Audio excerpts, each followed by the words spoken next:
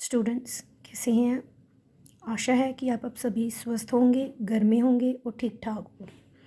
जैसा आप सभी जानते हैं कि कोरोना वायरस के कारण सब कुछ लॉकडाउन है, सब कुछ बंद है।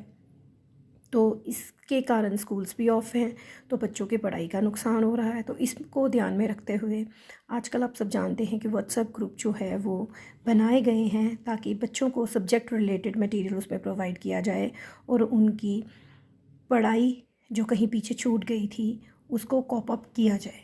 तो इसी को ध्यान में रखते हुए मैं आपकी इंग्लिश की टीचर सारिका आपके सामने एक छोटा सा वीडियो बना के पेश कर रही हूँ, जो आपके थर्ड चैप्टर छोटी सी पोइम, एक बहुत ब्यूटीफुल पोइम जो मेरे दिल के बहुत करीब है और मैं आशा करती हूँ आपको भी बहुत पसंद आएगी, जिसका टाइटल है वंस अपॉन अ टाइम। और ये जो पोइम है, ये पोइम आज के नज़रिए को सामने रखते हुए बनाई गई है। इस पोइम में जो नाइजीरियन पोइट है जिसका नाम है Gabriel Okara, is a Nigerian poet. इस पोइट में उसने अपनी आप बीती जो है एक बड़े प्यारे से अपने छोटे से बच्चे, एक इनोसेंट चाइल्ड के साथ शेयर की है, जिसमें वो आज की दुनिया का आज की दुनिया में जो सेल्फिशनेस, जो बिहेवियर्स है उसके बारे में वो बता रहा है कि किस तरह की दुनिया जो है, किस तरह के विभिन्न तरह के वो मुखौटे पहनती है और किस किस तरह से वो दुनिया को अपनी सेल्फिशनेस के कारण ठगती है। तो टाइम ना वेस्ट करते हुए स्टूडेंट्स, हम इस पोइम को पढ़ते हैं। मैं इस पोइम को आपके लिए रिसाइट करूँगी, फिर हिंदी में इसको समझाऊँगी और आप इसको ध्यान से सुनिए और इसको समझिए। Once upon a time, son, they used to laugh with their hearts and laugh with their eyes, but now they only laugh with their teeth, while their eyes block cold eyes search behind my shadow. एक बात मैं आपको बताना चाहती हूँ बच्चों, ये जो गैब्रियल ओकारा ने ये जो पोइम लिखी है वंस अपॉन अ टाइम, ये कोई एक रिदम में नहीं है, ये एक फ्री वर्स में लिखी गई है। फ्री वर्स, फ्री मीन्स बिल्कुल फ्री, आज़ाद, और वर्स का मीनिंग जो किसी राइमिंग सिचुएशन में ना हो, ठीक है, राइमिंग में ना हो। जैसे हम कहते हैं आना जाना, खाना पीना, तो उस तरह से ये उस राइम में ये नहीं है। जैसे आपने देखा कि पहली लाइन में उसने सन लिखा है, वंस अपॉन अ टाइम सन, तो इसको उसने किसी चीज़ के साथ 1, 10 कुछ किसी के साथ इसने रिदम नहीं किया है, क्योंकि इस पोइम में वो सिर्फ आज की क्रुएल्टी के बारे में बताना चाहता है। ये बताना चाहता है कि किस तरह दुनिया जो है वो किस तरह का बिहेवियर जो है आजकल के ज़माने में करती है। इसमें उसने डिफरेंसेस बताए हैं पुराने ज़माने के बिहेवियर के और आज के ज़माने के बिहेवियर के साथ। तो पहले पैराग्राफ में वो क्या बताता है कि एक समय की बात है बेटा। ये कौन कह रहा है? ये पोइट जो है गैब्रियल ओकारा, वो अपने प्यारे से छोटे से नन्हे से बच्चे के साथ ये बात कर रहा है, अपने दिल की बात उसके साथ कह रहा है। कहता है कि once upon a time son they use to laugh with their hands. यहाँ पे दे जो है वो पुराने ज़माने के, पुराने टाइम के लोगों के बारे में बताया था। उस समय में लोग जो थे, जब दे use to laugh with their hearts, वो जब हंसते थे तो वो दिल से हंसते थे। आप सभी जानते हैं हम दो के प्रकार की स्माइल्स अपने फेसेस पे लाते हैं। एक, जब हम किसी बात पे, आप किसी बात को याद करके दिल से बहुत हंसते हैं, तो आप उस टाइम जब हंसते हैं तो आप देखेंगे उस हंसी में आपका दिल भी हंसता है और इतना ज़्यादा आप उसमें हंस रहे होते हैं कि कई बार आपकी आंखों से खुशी के आंसू भी छलक पड़ते हैं। तो ये उस समय की बात बता रहा है कि तब लोग जो थे, दे use to laugh with their hearts, वो दिल से हंसते थे और उनकी आंखें उस हंसी को बयान करती थी। लेकिन but now they only laugh with there teeth. अब बट से लेकर ये जो लास्ट की 3 लाइन्स हैं इस फर्स्ट पैराग्राफ की, उसमें वो आज के ज़माने के बारे में बता रहा है। वो कह रहा है कि आज भी लोग हंसते हैं, लेकिन आज लोग जो है वो दिल से नहीं बल्कि दांतों से हंसते हैं।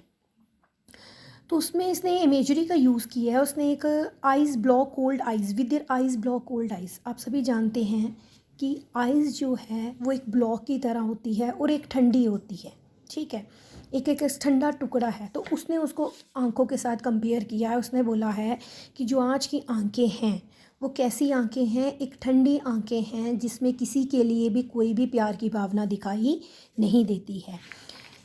उस पहले पैराग्राफ में वो यही समझा रहा है कि आज के ज़माने में अगर हम किसी के साथ हंसते हैं तो सबसे पहले सर्च बिहाइंड माई शेडो, हम उसकी परछाई को देखते हैं। उसकी परछाई को देखने का मतलब है कि उसका इस दुनिया में कितना ज़्यादा स्टेटस है। जितने ज़्यादा अमीर लोग होंगे उतने लोग उन लोगों के साथ दोस्ती करेंगे। कहीं ना कहीं इस पोएम में वो दोस्ती के बारे में बता रहा है, बिहेवियर के बारे में बता रहा है कि हम उन्हीं लोगों से हंसते हैं जिनका हमें लगता है कि हमें इस ज़माने में बहुत ज़्यादा फ़ायदा है। ठीक है, इसके बाद हम आगे बढ़ते हैं। आशा है आपको ये समझ आ रहा हो मैं जो भी समझा रही हूँ। तो उसके बाद वो सेकंड पैराग्राफ में बोलता है, there was a time indeed they use to shake hands with their hearts. अब भी दूसरे पैराग्राफ में भी वो समय की बात कर रहा है, वो समय के बारे में बात कर रहा है। वो ये बात सब जर्नल में कह रहा है, किसी एक बंदे को देख के नहीं कह रहा, वो सभी दुनिया को देखते हुए कह रहा है। वो समय समय की बात बता रहा है कि पिछले ज़माने के समय में क्या होता है और आज के ज़माने में क्या होता है। वो सेकंड पैराग्राफ में कहता है, there was a time indeed they use to shake hands with their hearts but that's gone son, now they shake hands without hearts while their left hand search might empty pockets. बहुत beautifully, बहुत अच्छी तरह से उसने बताया है। वो बोलता है कि पुराने ज़माने में कल जब समय था तो लोग जो थे दिलों से लोगों से हाथ मिलाते थे। यहाँ हाथ मिलाने का मतलब है कि पुराने ज़मानों में आपने देखा होगा कि जब हम किसी गैदरिंग में, किसी जगहों में जाते थे, किसी शादियों समारोह में जाते थे, किसी की हेल्प करने जाते थे या किसी से मिलते थे तो उसे गले लगाते थे। ठीक है, उसे ये नहीं देखते थे कि वो अमीर है या गरीब है, दिल से उसको गले लगाते थे। लेकिन वो कहता है बट दैट्स गॉन सन, अब वो समय जा चुका है। अब कैसा समय आ गया है? Now they shake hands without hearts while their left hand search my empty pockets. लेकिन अब कैसा समय आ गया है? अब ऐसा समय आ गया है कि लोग सिर्फ हाथ ही लोगों से मिलाते हैं, कभी भी किसी को दिल से नहीं लगाते हैं। बल्कि इसका मतलब ये है कि आज के ज़माने में जब हम किसी को विश करते हैं तो जस्ट उससे हैंडशेक करते हैं, लेकिन हैंडशेक्स करने के पहले हम ये ध्यान में रखते हैं, हाथ मिलाने से ये ध्यान में रखते हैं कि क्या क्योंकि बहुत अच्छा तरह उसने यहाँ बताया, with their left hand search my empty pockets. पहले हम ये देखते हैं कि जिससे हम हाथ मिला रहे हैं, यानी कि जिससे हम दोस्ती में बना रहे हैं, क्या वो अमीर है या गरीब है। अगर वो अमीर है तो उसके पास कितना स्टेटस है, कितनी दुनिया उसको जानते। यानी कि आज के ज़माने में हम हमेशा फेमस लोगों से ही दोस्ती डालते हैं। यानी इसमें भी आपने देखा होगा कि ज़माने की सेल्फिशनेस हमें दिखाई दी। फर्स्ट पैराग्राफ ने उसने हंसी के बारे में बताया गया कि किस तरह लोग दिखावी हंसते हैं, और सेकंड पैराग्राफ में उसने बताया कि किस तरह से लोग हाथ मिलाने से पहले लोगों के स्टेटस को चेक करते हैं। अब हम थर्ड पैराग्राफ की तरफ आगे बढ़ेंगे। थर्ड पैराग्राफ में वो बोलता है, feel at home come again they से, and when I come again and feel at home once twice there will be no thrice, for then I find the doors shut on me. कितनी अच्छी तरह हमने भी ये चीज़ें महसूस की हैं। वो बोलता है थर्ड पैराग्राफ में कि जब हम लोगों से मिलते हैं, उनसे दोस्तियाँ डालते हैं, तो लोग हमें अपने घरों में बुलाते हैं। फील एट होम हमें हमेशा यही बोलते हैं कि जब हम किसी के घर जाते हैं तो हमें बोलते हैं अपने घर की तरह ही इस घर को समझो, दोबारा आना दे से। लेकिन ये बातें वो कब बोलते हैं? When I come again and feel, जब उनको लगता है ना कि ये इंसान यहाँ दोबारा नहीं आएगा। यानी कि जस्ट वो फॉर्मेलिटी करते हैं। कभी भी आपको दिल से अपने पास नहीं बुलाना चाहते, आपको अपने घरों में नहीं बुलाना चाहते। लेकिन अगर आप वाकई ही उनकी बात मान के दिल से अगर आप उनके घर में जाओ तो एक बारी बड़ी आदर भाव से वो आपको अपने घर में बुलाते हैं, दूसरी बारी भी बुलाते हैं। लेकिन अगर आप ढीठ बन के उनके घरों में रोज़ों रोज़ ही जाओ तो वो बोलता है there will be no thrice, यानी कि तीसरा मौका वो आपको अपने घरों में आने का नहीं देंगे। क्यों? क्योंकि तीसरा मौका आने से पहले ही for them I find the door shut on me, मेरे मुंह के ऊपर ही मेरे पर दरवाज़ा बंद हो जाता है। कहने का मतलब है कि वो आपसे इस तरह से बिहेवियर शो करते हैं, इस तरह से बताते हैं कि आप उनके घरों में अगर जाएं तो उनकी मदद करने के लिए जाएं। यानी कहने का मतलब यहाँ पे बच्चे ये है कि हम लोग उन्हीं लोगों से दोस्तियाँ डालते हैं जिनसे अगर हमें फ़ायदा होगा। जैसे मैं आपको छोटी सी एग्जांपल्स देखती हूँ कि आप लोग अगर यहाँ पे आपकी मोहल्ले में, आपकी गली में ही कोई इंसान बहुत फेमस हो जाता है तो आप सब उसको फॉलो करना शुरू कर देते हो।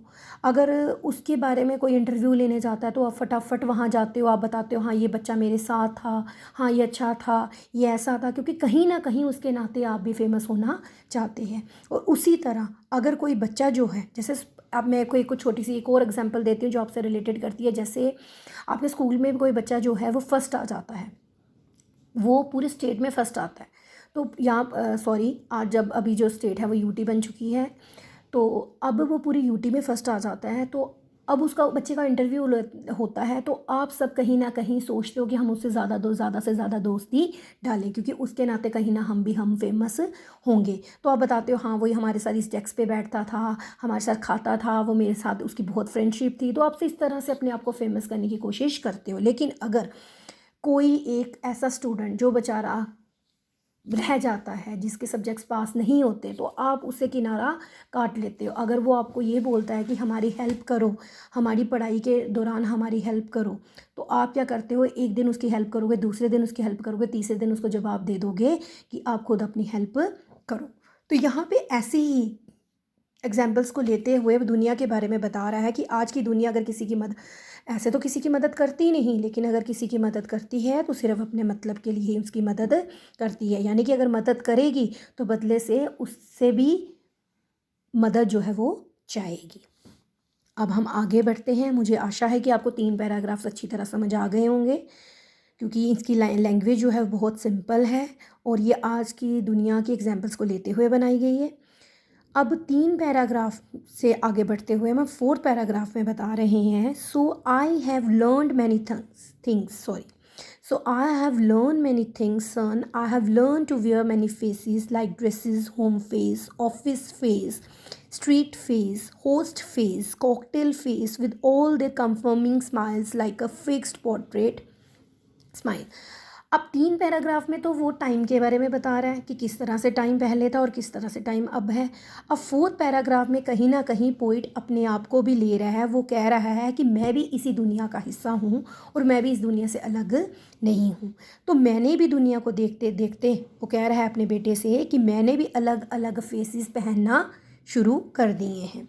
जिस तरह से लोग अलग अलग जगहों पे अलग अलग कपड़े पहनते हैं, जैसे आप स्कूल में यूनिफॉर्म पहनते हो, घर में होते हो तो आप घर के कपड़े पहनते हो, किसी शादी में जाते हो तो आप ड्रेसेस पहनते हो, किसी इंटरव्यू में जाओगे अगर आप तो वहाँ पे आप फॉर्मल ड्रेस पहन के जाओगे। तो इसी तरह अगर किसी पिकनिक में जाओगे तो कैजुअल ड्रेसेस पहन के जाओगे। तो इसी तरह वो कहता है कि लोगों ने ड्रेसेस की तरह जैसे अलग अलग फेसेस अपने लिए बना लिए हैं, इसी तरह बेटा मैं भी इसी दुनिया में रहते हुए अलग अलग फेसेस मैंने बना लिए हैं।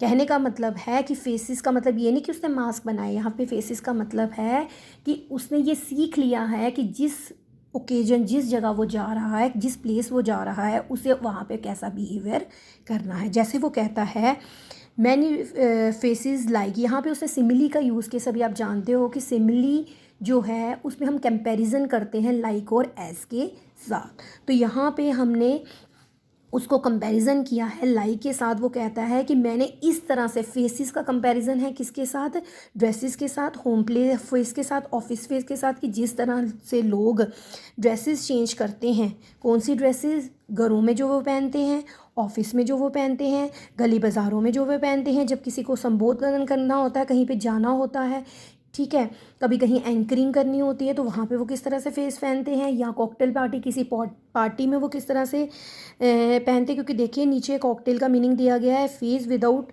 अ face which you show to the people at a party. जो आप कभी पार्टी थ्रो करते हैं, जब आप कभी पार्टी में जाते हैं तो आप कैजुअल ड्रेसेस तो नहीं पहनते, सुंदर सुंदर ड्रेसेस पहन के जाते हैं।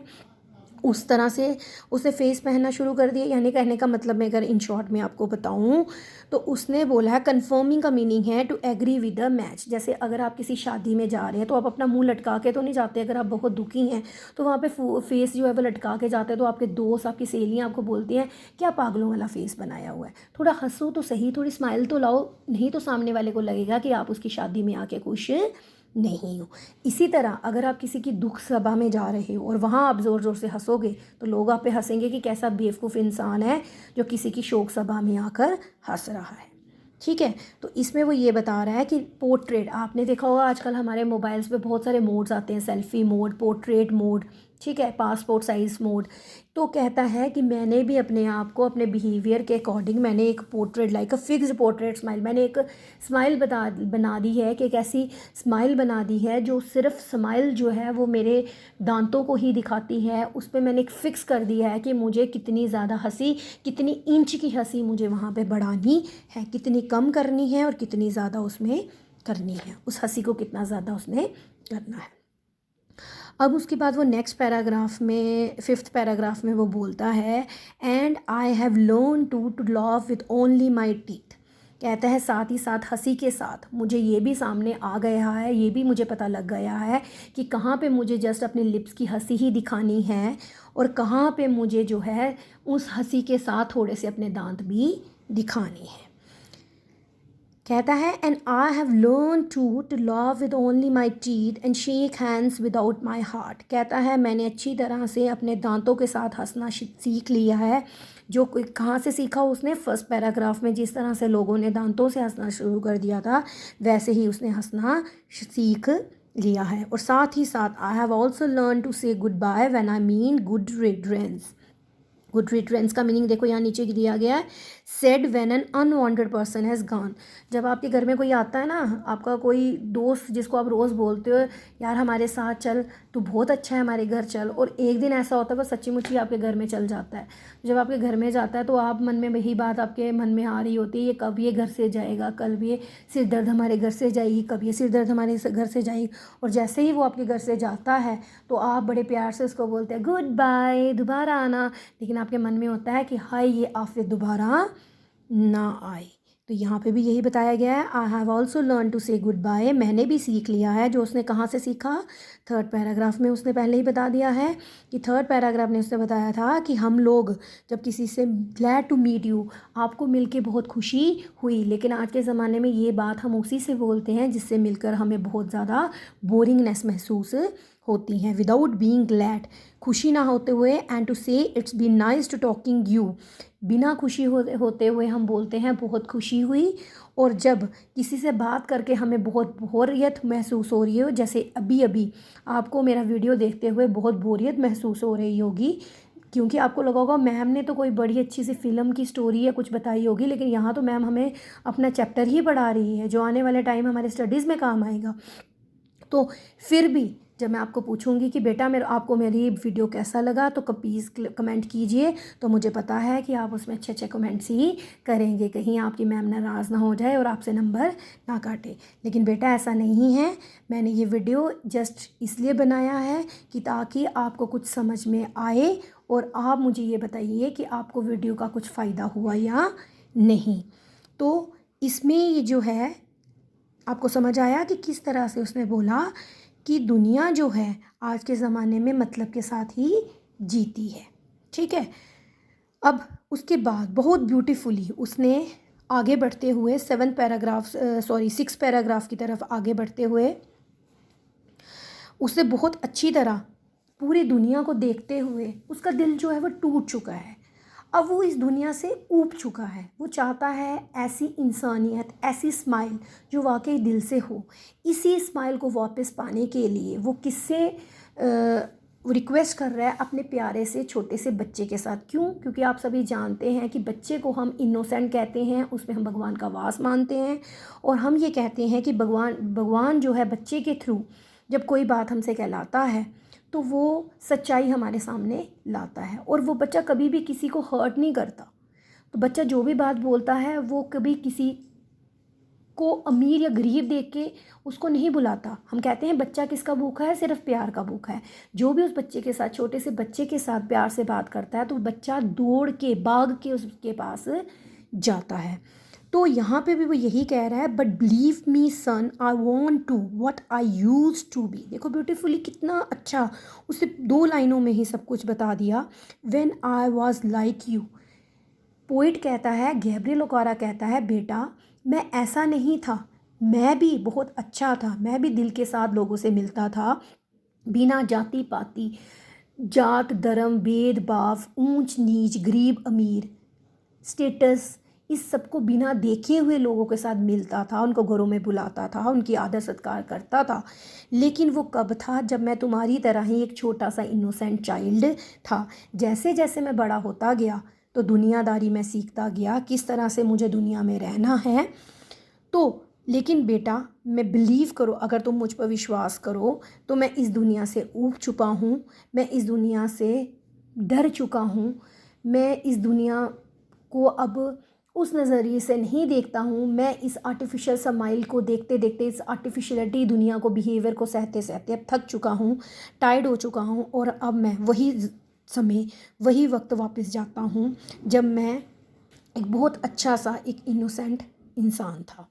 But believe me son, I want to be what I use to be when I was like you. I want to unlearn all this muting things. कहता है कि जैसे जैसे टाइम बीतता जाता है, जैसे जैसे हम बड़े होते जाते हैं, जब आप छोटे से बच्चे थे, जब आप पैदा हुए थे तो आपको हर कोई गोद में उठाता था, ठीक है।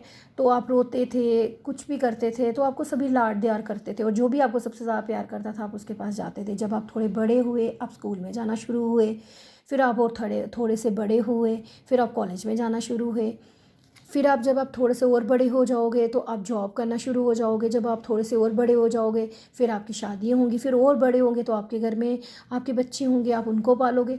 तो आपने देखा, फिर और बड़े होगे तो आप बूढ़े होते जाओगे। तो आपने ये देखा कि टाइम टाइम के साथ हमारी वो हरकतें नहीं रहती। जैसे हम बचपन में खेला कूदा करते थे तो बड़े होने पर हमारे सिर पे जिम्मेवारियाँ बढ़ जाती हैं, तो हमें उसी तरह रहना पड़ता है। आपने देखा होगा छोटे बच्चे इस टाइम लॉकडाउन में भी बहुत एंजॉय कर रहे होंगे, ठीक है, वो कुछ ना कुछ कर रहे होंगे। लेकिन आपके जो बड़े हैं वो लॉकडाउन में ये कोशिश कर रहे होंगे तो किसी ना किसी तरह हम अपने घरों में 2 वक्त की रोटी को ला पाएँ, क्योंकि उनके सिर पे क्या है, जिम्मेवारी। आपके सिर में क्या है, आपके सिर पे यही है कि आपके सिर पे इतनी सी जिम्मेवारी है कि आपको अच्छी तरह पढ़ना है, अपनी स्टडीज़ को कंटिन्यू करना है और अच्छे नंबर लेके पास होना है, ताकि आप अपने माँ बाप की मदद कर सको, उनका नाम रोशन कर सको, ठीक है। क्योंकि बेटा दुनिया में दोस्ती जो है वो हर मोड़ पे आएगी। इस पोइम, मैंने आपको ये पोइम इसलिए चूज़ की और ये पोइम मैंने आपको इसलिए भी पढ़ाई ताकि आपको ये पता लगे कि आपने भेड़ चाल में नहीं फंसना, दुनियादारी में नहीं फंसना। दोस्तियाँ आपको बहुत मिल जाएंगी। जब आप एक अच्छे स्टेटस में आ जाओगे, अच्छी पॉपुलैरिटी में आ जाओगे तो आपको दोस्त खुद ब खुद मिल जाएंगे। मैं ये नहीं कहती कि आप दोस्ती के बिना रहो, आप साथ ढूंढो, लेकिन ऐसे लोगों का ढूंढो जो दुख और सुख के टाइम दोनों समय आपके साथ, आपका साथ दें, सच्चाई के साथ आपकी हेल्प करें और आपको सही के मार्ग पे चलाएं। ये ना हो कि वो आप गलत चल रहे हों और आपके डर के कारण वो आपको बोलें कि नहीं आप बिल्कुल सही चल रहे हो। ऐसा नहीं हो। अगर आप कुछ गलत काम कर रहे हो तो आपको रोकें, आपको टोकें, नहीं भाई तुम यहाँ पे गलत हो। और अगर आप सही कर रहे हो तो आपको अप्रिशिएट करें, आपकी शाबाशी आपको दें, आपकी तारीफ़ करें कि हाँ आप बहुत अच्छा काम कर रहे हो। तो when I was like you I want to unlearn all this muting things. Mute होता है ना, हम टीवी का रिमोट म्यूट कर देते तो आवाज़ आना बंद हो जाती है। तो कहता है ये जो म्यूटिंग थिंग्स जो हैं, बिना बोलती हुई आवाज़ की चीज़ें जो है दिन ब दिन चलती जा रही है, जैसे जैसे हमारी एज बढ़ती जा रही है, तो मैं इस सब चीज़ों से दूर जाना चाहता हूँ। Most of all I want to relearn how to laugh, for my laugh in the mirror shows only my teeth like snakes bear fangs. देखो कितनी ब्यूटीफुली पिक्चर बताई है। पोइट बोलता है क्योंकि मैं ऊब चुका हूँ, क्योंकि जब भी मैं हंसता हूँ तो इस हंसी में मुझे दांत दिखाई देते हैं, अपने वो दांत, जिन दांतों को जब मैं मिरर में देखता हूँ, आईने में देखता हूँ, तो मुझे वो दांत जो हैं वो अपने दांत, इंसानों के दांत नहीं बल्कि सांप के डंग दिखाई देते हैं, वो फैंग्स दिखाई देते हैं, वो फन दिखाई देते हैं जिसको सांप जब भी अपने मुंह से बाहर निकालता है तो हमेशा लोगों को डसने के लिए ही निकालता है। ठीक है, तो उसने बहुत ब्यूटीफुली, आपने देखा होगा इसमें दोबारा यहाँ पे सिमिली का यूज़ किया गया है, ब्यूटीफुली बहुत सारी इमेजेस यहाँ पे यूज़ की गई हैं। तो उसने बोला है कि जिस तरह उसने पहले फोर्थ पैराग्राफ में क्या किया था, फोर्थ पैराग्राफ में उसने सिमिली का दोबारा से यूज़ किया था ड्रेसेस के साथ फेसिस का, तो यहाँ पे उसने टीथ का कंपैरिजन किया है। टीथ को एक किसके साथ कंपेयर किया गया है, सांप के फैंग्स के साथ। अब लास्ट पैराग्राफ में वो एक छोटी सी रिक्वेस्ट कर रहा है अपने बेटे के साथ, so show me son how to laugh, how show me how I use to laugh and smile once upon a time when I was like you. इस लास्ट पैराग्राफ में वो बार बार अपने बच्चे से विनती कर रहा है, उससे रिक्वेस्ट कर रहा है कि बेटा मुझे सिखाओ कि दिल से सच्ची हंसी कैसे होती है, मुझे वो हंसी हंस के दिखाओ, क्योंकि मैंने उस हंसने को मैं भूल चुका हूँ। तुम अगर हंसोगे तो मुझे वो हंसी सिखाओगे, प्लीज़ मुझे वो हंसी सिखाओ, क्योंकि तुम ही इनोसेंट हो। क्योंकि उस आपने कभी नोट किया उसने छोटे से बच्चे को ये चीज़ क्यों बोली है, क्योंकि अगर वो किसी के पास भी अगर जाएगा, किसी बड़े अपने एजमेट के पास अगर वो जाएगा और ये चीज़ें अगर उसको बोलेगा तो उसका एजमेट उसको बोलेगा कि तू बेवकूफ़ हो गया है, ये तो दुनियादारी है, हमें अगर इस दुनिया में जीना है तो ऐसे ही रहना पड़ेगा। तो इसीलिए उसने ये रिक्वेस्ट अपने प्यारे से छोटे से बच्चे से की है, क्योंकि उसका बच्चा जो है अभी अभी उसने दुनिया में कदम रखा है, अभी वो उस चीज़ को फर्स्ट टाइम देख रहा है। ठीक है, तो उसको अभी उस चीज़ को समझने में टाइम लगेगा, उसको इस दुनिया की जो आर्टिफिशियलिटी है उसको ग्रास्प करने में टाइम लगेगा। क्यों? क्योंकि अभी उसमें बहुत सारी इनोसेंस है। तो इसीलिए वो बच्चे से अपने बच्चे से रिक्वेस्ट कर रहा है कि मुझे वो हंसी दिखाओ जिसमें दांत नहीं बल्कि दिल जो है हंसी के थ्रू दिखाई देता है। ठीक है, once upon a time when I was like you, वो समय जब मैं भी तुम्हारी तरह ही था। तो बेटा ये तो थी आपकी पोइम। मैंने कोशिश की है आपको ये समझाने की। आई होप कि आपको ये अच्छी तरह समझ आई होगी ये पोइम। और मैं आपसे ये रिक्वेस्ट करती हूँ कि इस पोइम को अच्छी तरह समझिए और ये आपको अपनी लाइफ में फ़ॉलो कीजिए। और इसके साथ ही वीडियो को क्लोज़ करते हुए मैं आपसे रिक्वेस्ट करूँगी कि be at home and be safe, अपने घर में रहिए। सभी आरोग्य सेतु ऐप जो है वो प्ले स्टोर से डाउनलोड कीजिए। प्ले स्टोर ऐप से आरोग्य सेतु ऐप जो है वो डाउनलोड कीजिए। वो बहुत छोटी सी 2.8 MB समथिंग की ऐप है, उसको डाउनलोड कीजिए। उसको आप हिंदी या इंग्लिश किसी भी भाषा में यूज़ कर सकते हैं। और उसके लिए जब आप उसको यूज़ करेंगे तो उसके लिए आप जब वो आपसे फॉर्मेलिटीज़ के रूप में आपको बोलेगा कि इसमें आपका ब्लूटूथ या आपका जो लोकेशन है वो ऑन होगी, तो प्लीज़ उसको ऑन रखिएगा। और आप देखिएगा कि जब कभी आप यहाँ से जाएंगे, जितने ज़्यादा लोग उस ऐप को डाउनलोड करेंगे तो उस ऐप के डाउनलोड करने से क्या होगा कि आपको खुद ब खुद उसमें सिग्नल्स मिलेंगे कि क्या आप जहाँ आप जिस प्लेस में आप हैं वहाँ कोई कोरोना वायरस से ग्रस्त कोई पेशेंट तो नहीं है। अगर है तो उसकी जांच के लिए, उसकी हेल्प के लिए जो उसमें सिग्नल्स जो हैं वो आपकी हेल्प करेंगे। और प्लीज़ मैं ये आपसे अंत में कहना चाहूँगी कि अपने घरों में ही रहिए। क्यों? क्योंकि जितने ज़्यादा लोग घरों में रहेंगे उतने ज़्यादा सेफ़ रहेंगे। और अपने हाथों को धोइए, अपने हाथों को धोइए। अपने हाथों को धोने के लिए आप अच्छा साबुन यूज़ कीजिए। आप कोई भी साबुन उसके लिए इस्तेमाल कर सकते हैं। अच्छी तरह उसको 20 सेकंड्स के लिए धोइए, अच्छे साफ़ पानी से हाथ पोंछिए। धोने के बाद अच्छी तरह पोंछिए और फिर आप एक काम कीजिए, आप अगर आपके घर में सैनिटाइज़र्स हैं तो उसका प्रयोग कीजिए। और आप क्या कीजिए, अपने घरों में थोड़ा सा डेटोल या थोड़ा सा सेवलॉन पानी में डालकर उस पर कुछ प्लेसेस में, पानी की जगहों पे या कुछ ऐसी प्लेसेस में ओपन में उसको थोड़ा सा छिड़काव कर दीजिए, ताकि कीट कीटाणु जो है वो आपके घरों में प्रवेश ना करिए। थोड़ा सा साफ़ रहिए, लोगों को भी समझाइए ताकि हम जल्दी से जल्दी इस कोरोना वायरस से मुक्त हों, ताकि जल्दी से जल्दी आपके स्कूल्स खुलें और हम सामने लाइव इंटरेक्शन जो है वो आपके साथ कर सकते हैं। इसी के साथ मैं वीडियो क्लोज़ करते हुए आपको ऑल द बेस्ट बोलती हूँ। थैंक्स बेटा। ओके।